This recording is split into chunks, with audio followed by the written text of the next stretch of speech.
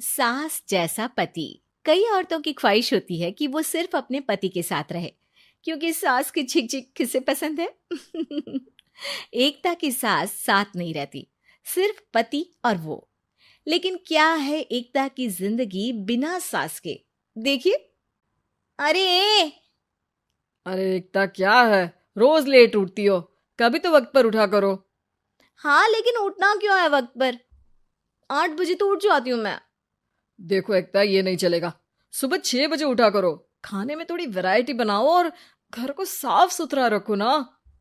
अरे अरे अरे, जो मुंह में आ रहा है बोले जा रहे हो। क्या मेरा घर गंदा रहता है? कितना साफ रखती हूँ। खाने में भी हमेशा मैंने अच्छी चीजें बनाई हैं। और फिर ये 6 बजे उठने की जिद क्यों? देखो, मैं नहीं जानता। बस 7 बजे तक घर के मंदिर में दिया जल जाना चाहिए। एकता बेचारी करती भी क्या, पति की बात माननी भी तो जरूरी होती है। एक दिन एकता सुबह पूजा करके पति को प्रसाद देने कमरे में जाती है, तो पति अपनी माँ से फोन पर बात कर रहा है। हाँ माँ, मैंने तो साफ बोल दिया।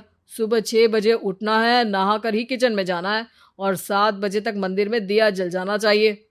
आ रही होगी चाय लेकर। चलिए, मैं रखता हूँ माँ, बाय। बेचारी एकता ने पति का ये रूप तो सोचा ही नहीं था। वो पति से कहती है, सुनिए, अब सारा काम हो चुका है घर पर, क्या करूं? मुझे कुछ देर के लिए मेरी सहेली सौम्या उसके घर छोड़ दीजिए। अरे कैसी बात करती हो कि घर पर कुछ काम करने को नहीं है? होली आ रही है, बाजार से आलू ले आओ, पापड़ बनाओ, नमकीन बनाओ, दही बड़े बनाओ। सब कुछ आज ही बनाना है? अरे अब मन कर रहा है कि सहेली के घर जाऊं तो जाऊंगी ना मैं। आप नहीं ले जाएंगे तो कैब से चली जाऊंगी। अरे अरे, ये क्या बात होती है? चलो ले जाता हूँ तुम्हें। तैयार हो जाओ जल्दी से। कैब की धमकी तो ऐसे दे रही हो जैसे माँ ने दरवाजे में कैब खड़ी कर रखी हो, विथ ड्राइवर। बढ़िया आई कैब वाली। हाय रे एकता की किस्मत। वो सोचती है कि सास साथ नहीं है, लेकिन पति के हाव भाव किसी अक्कड़ू सास से कम ही नहीं है। पति एकता को सहेली के घर छोड़कर कहता है, अच्छा सुनो, वक्त पर घर चली जाना और शाम को गर्मा गर्म पुलाव खाऊंगा मैं। बनाकर पहले ही मत रख देना। और हाँ, रायता भी बना लेना। हाँ जी हाँ, फिलहाल क्या मैं अंदर जा सकती हूँ? नाश्ता पेट भर करा दिया, दोपहर का खाना भी पैक कर दिया। पहले जो खाया है उसे तो पचा लो, दिन का खा लो, अभी से रात के खाने की चिंता में बाल न जल जाए कहीं। पति को एकता की बात पर गुस्सा तो बहुत आता है, लेकिन ऑफिस में देरी के कारण वो कुछ नहीं कहता।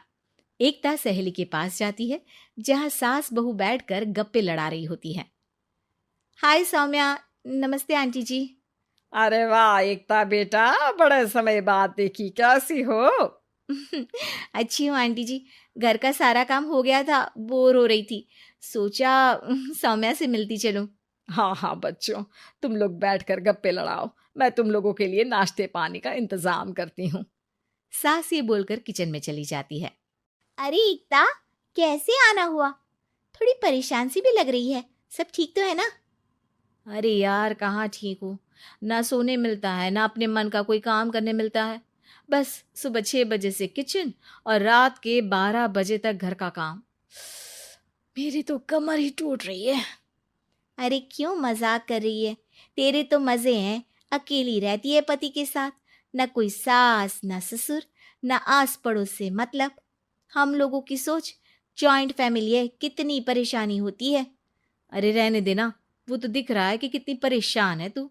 सास किचन का काम कर रही है और तू सहेली से गप्पे। ऐसा कहाँ होता है यार। हाँ वैसे तू बोल तो सही रही है। सुबह थोड़ा सा भी लेट हो जाए ना उठने में, तो मम्मी जी किचन संभाल लेती है। पति तो जाते वक्त उठाते हैं कभी कभी मुझे। पर मेरी छोड़, तू बता, सास साथ रहने आ गई है क्या, जो सुबह 6 बजे उठना पड़ता है?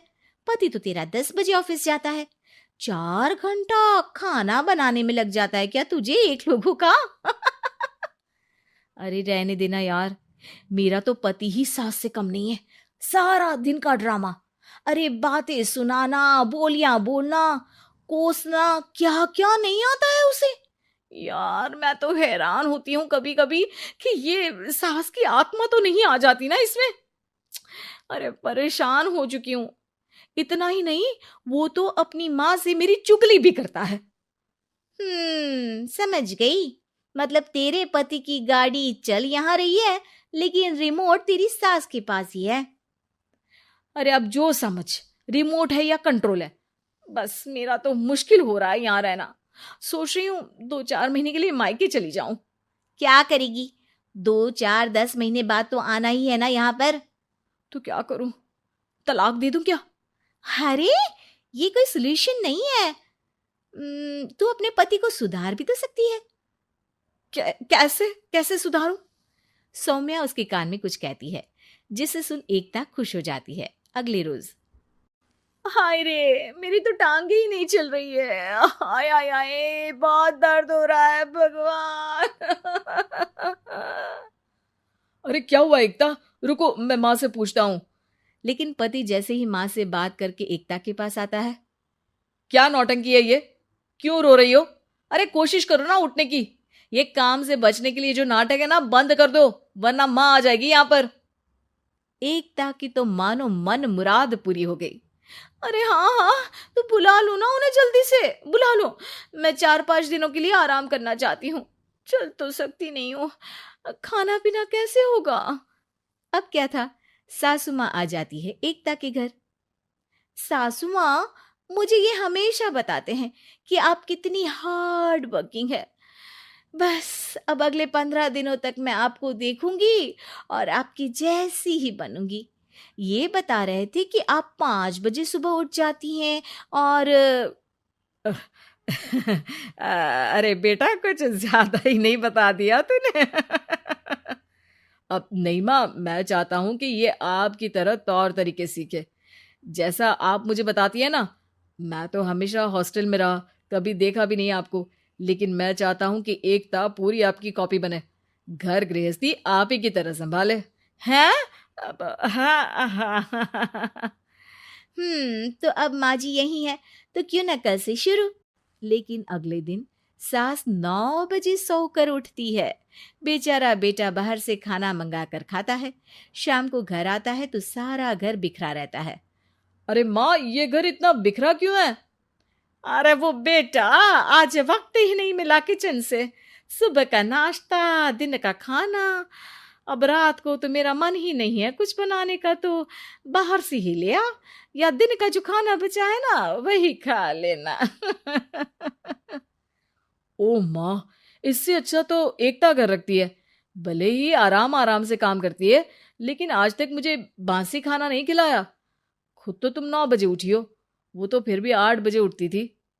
अरे बेटा, मेरे बस की नहीं है 8 बजे उठना, वो तो ना मैं झूठ बोल रही थी।